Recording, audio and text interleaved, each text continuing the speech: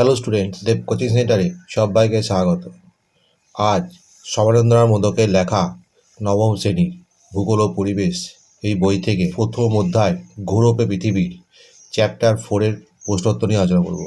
আজকের প্রশ্ন দেখো, ইংবাদাগে দীর্ঘ উত্তরধর্মী প্রশ্নাবলী, প্রত্যেকটা মান 5। এক নম্বর প্রশ্ন দেখো, চিত্রসহ পৃথিবীর গোলকত্বের 3টি প্রমাণ দাও। এর উত্তর লিখবে, মহাকাশযানের পর পৃথিবীর আকার সম্পর্কে মানুষ সিদ্ধান্ত নিল পৃথিবী গোল। রাশিয়ার মহাকাশচারী Yuri Gagarin, Valentina Tereshkova, Rakesh Sharma, Neil Armstrong ও এডুইন অলড্রিন প্রমুখেরা প্রত্যক্ষভাবে পৃথিবীর গোলীয় আকার অনুধাবন করেন। পৃথিবীর গোলীয় আকৃতি সপক্ষে প্রমাণ। 1. প্রত্যক্ষ প্রমাণ। বর্তমানে বিজ্ঞানের অগ্রগতির সাথে সাথে মহাকাশে নানা কৃত্রিম উপগ্রহ বা স্যাটেলাইট পাঠানো হচ্ছে। এই কৃত্রিম উপগ্রহগুলির দ্বারা প্রাপ্ত চিত্রের মাধ্যমে পৃথিবীর গোলাকার আকৃতি সঠিকভাবে প্রমাণিত হয়। 2 নম্বর লিখবে, অন্যান্য গ্রহের অবস্থান। শক্তিশালী দূরবীন যন্ত্রের সাহায্যে দেখা গেছে সৌরজগতের অন্যান্য গ্রহগুলি গোলাকার। পৃথিবী যেহেতু সৌরজগতের একটি গ্রহ, তাই ধারণা করা যেতেই পারে পৃথিবী গোলাকার। 3 নম্বর পয়েন্টে লিখবে, চন্দ্রগ্রহণের সময় চাঁদের উপর পতিত পৃথিবীর ছায়া। চন্দ্রগ্রহণের সময় চাঁদের উপর পৃথিবীর ছায়া পড়ে। এই ছায়া গোলাকার দেখায়। সাধারণত গোলাকার বস্তুর ছায়া গোলাকারই হয়, সুতরাং পৃথিবীর আকৃতি গোলাকার। 4 নম্বরে লিখবে, সূর্যোদয় ও সূর্যাস্তের অনিয়ম। পৃথিবীর আকার গোলাকার না হয়ে সমতল হলে সর্বত্র একই সঙ্গে সূর্যোদয় ও সূর্যাস্ত হতো, কিন্তু আকৃতি গোল বলে পূর্ব গোলার্ধের দেশগুলিতে আগে এবং পশ্চিম গোলার্ধের দেশগুলিতে পরে যথাক্রমে সূর্যোদয় ও সূর্যাস্ত হয়। তোমরা এই ছবিটা এখানে রেখে দেবে। পরের পয়েন্টে লিখবে, তীরগামী বা সমুদ্রগামী জাহাজ পর্যবেক্ষণ। সমুদ্রবর্তী কোনো অঞ্চল থেকে সমুদ্রগামী কোনো জাহাজের দিকে তাকালে প্রথমে জাহাজের নিম্নাংশ, পরে ছাদ এবং সর্বশেষে মাস্তুল অদৃশ্য হয়।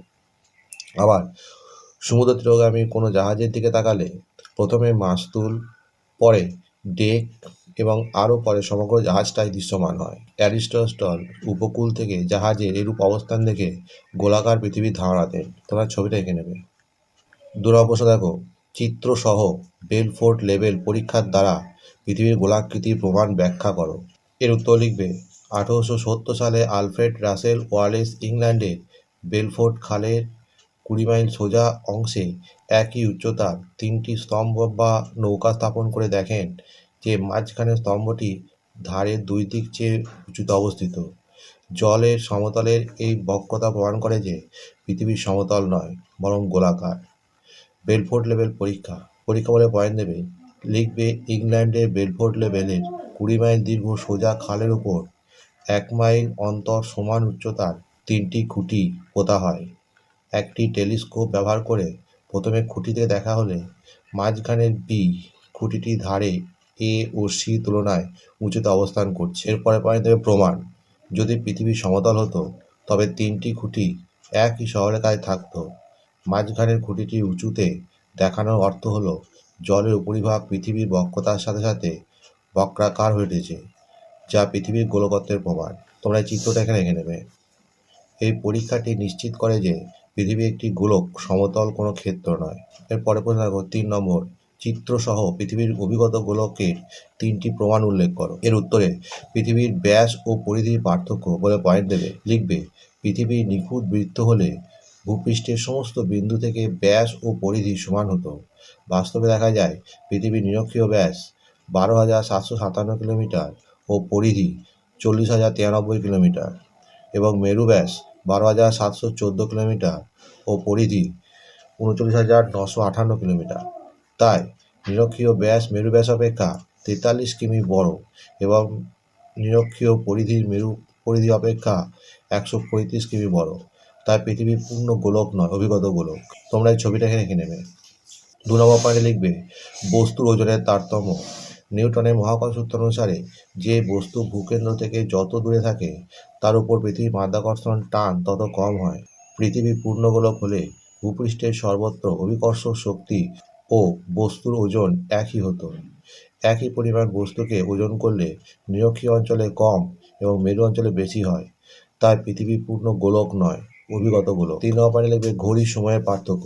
নিউটনের সূত্র অনুযায়ী পৃথিবীর যে বস্তু কেন্দ্রের যত কাছে সেখানে আকর্ষণ ক্ষমতা তত বেশি। এই নিয়ম অনুযায়ী দোলক ঘড়ি কেইন দ্বীপে নিরক্ষীয় অঞ্চলের কাছে বলে আসতে এবং প্যারিসে নিরক্ষীয় অঞ্চল থেকে ঠিক সময়ে চলে। 4 নম্বরে লিখবে নক্ষত্রের উন্নতি কোণের তারতম্য। কোনো দ্রাঘিমা বরাবর উত্তরের নির্দিষ্ট দূরত্ব অতিক্রম করার পর তুমি যন্ত্র দিয়ে মেপে দেখলে ধ্রুবতারা 1 ডিগ্রি কোণ তৈরি করেছে।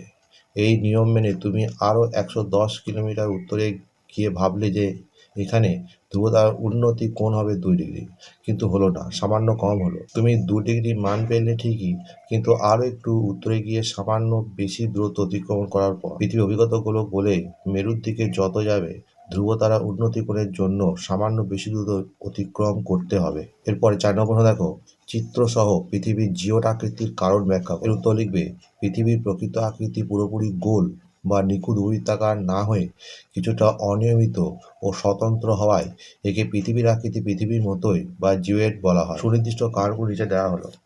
অনিয়মিত পৃষ্ঠ, পৃথিবীর উপরিভাগ মসৃণ নয়, কোথাও উঁচু পর্বত আবার কোথাও গভীর মহাসাগর রয়েছে, যা একে একটি আদর্শ জ্যামিতিক আকার থেকে আলাদা করে।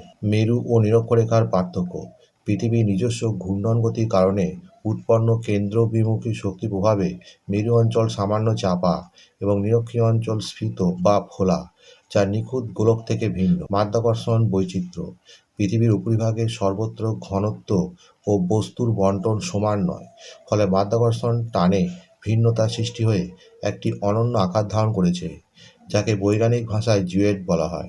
তোমরা এই ছবিটা এখানে এঁকে নেবে।